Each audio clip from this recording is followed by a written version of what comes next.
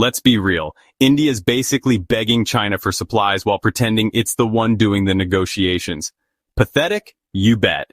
You've probably heard, Brazil's President Lula just threw a public welcome party for a new Chinese car factory, while still dragging Trump's absurd 50% tariffs as unnecessary turbulence.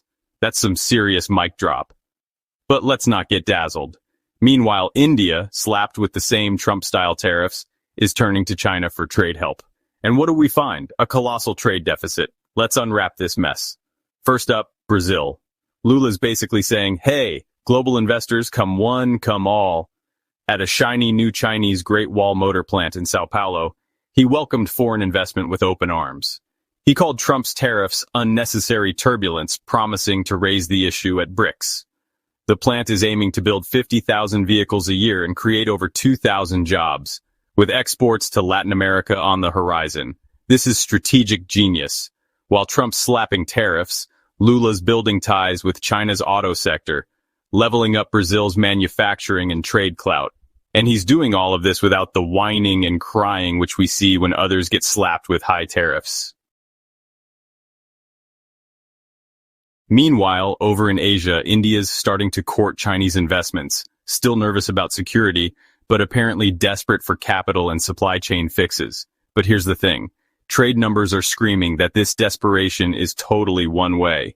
India's trade deficit with China hit a record $99 billion in the financial year 2024 to 2025.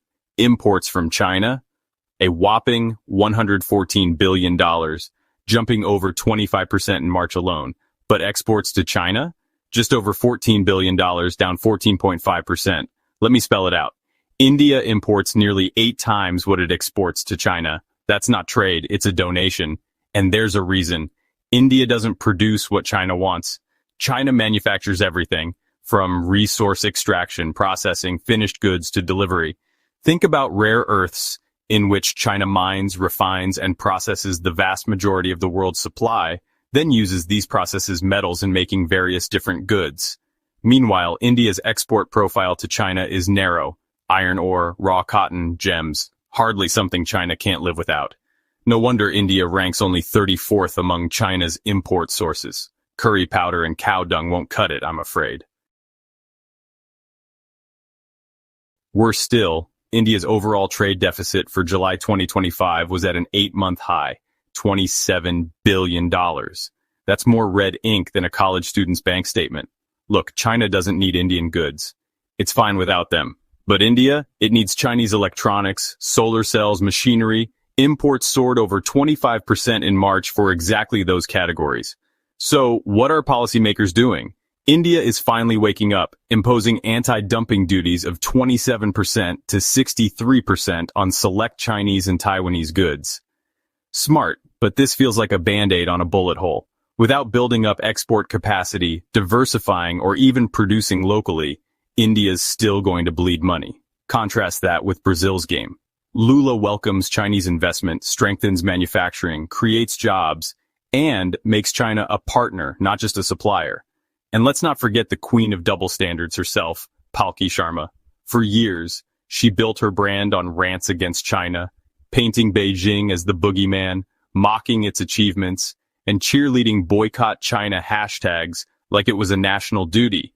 She would sneer at Chinese smartphones even while half her own audience was probably watching her clips on those very devices. But now, with India quietly begging Beijing for investment and trade lifelines, Palki's tune has flipped faster than a dosa on a street cart. Suddenly, dependence on China is strategic instead of humiliating, and Chinese investment is a smart partnership rather than a threat. It's hilarious. This is the same person who once praised Modi's Make in India push as proof of self-reliance, and now she's defending why India has to import everything from Chinese solar panels to basic electronics. If that's not a 180-degree spin job, I don't know what is. And let's be honest, this isn't just about trade, it's about pride. India's political class spent years thumping their 56-inch chests about strategic autonomy and Atmanirbhar Bharat, like it was the economic gospel. But if self-reliance was really working, would New Delhi be scrambling to relax rules for Chinese investors, Would they be pleading for supply chains they can't build at home? It's like bragging about being a Michelin star chef while ordering takeout 5 nights a week. The rhetoric of independence collapses the second the numbers come out, because behind the nationalist speeches is a cold truth. India can't produce enough, can't compete at scale, and can't stop relying on the very country they once branded their #1 enemy. And now they've been tossed aside by their masters in the West, they suddenly want to kiss and make up, while China just looks at India like last night's leftover curry, like the country whose army they destroyed in every skirmish or fight they've ever been in against each other. Ladakh, Sikkim, Galwan, Aksai Chin, remember all those? I'm sure China is thrilled with this new addition to their trade network. But still, even with most of India's population in poverty and not able to buy much, they still have a few 100 million middle and upper class who will happily pay for Chinese products. What about diplomacy? India's two-faced. 1 minute decrying Chinese aggression at the LAC, the next minute relaxing investment scrutiny. Fast-track mechanisms are being considered for non-sensitive sectors. So, India wants the money, but not the politics. Hypocritical and risky. Remember Trump's tariffs on India? A brutal 50% tariff on certain Indian goods starting late August, likely to deepen economic woes. That's like bailing out someone and then kicking them while they're down. And here's the global picture. China is now the biggest trading partner for most nations, especially across the global south. Brazil clearly benefits from China's appetite. India? Trapped. India's trade deficit with China soared from something manageable in 2014-15 to the massive $99 billion today. While India's exports to China grew just 19.2% over a decade, from $12 billion to $14.3 billion, imports jumped 84%, proof India's export growth is sluggish and dependency deep. In short, India's economic house is on fire, and instead of building a bucket brigade, they're just leaning on the neighbor's water pump. They want investment from China, but they don't want to change their own underwhelming export game. They don't want tariffs, but they can't survive without Chinese imports. It's a mess. Meanwhile, Brazil? Clear plan.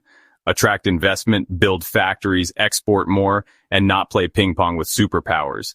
If India seriously wants to get out of this unbalanced tango, it needs to develop export competitiveness, reduce Chinese import dependency, and boost local manufacturing.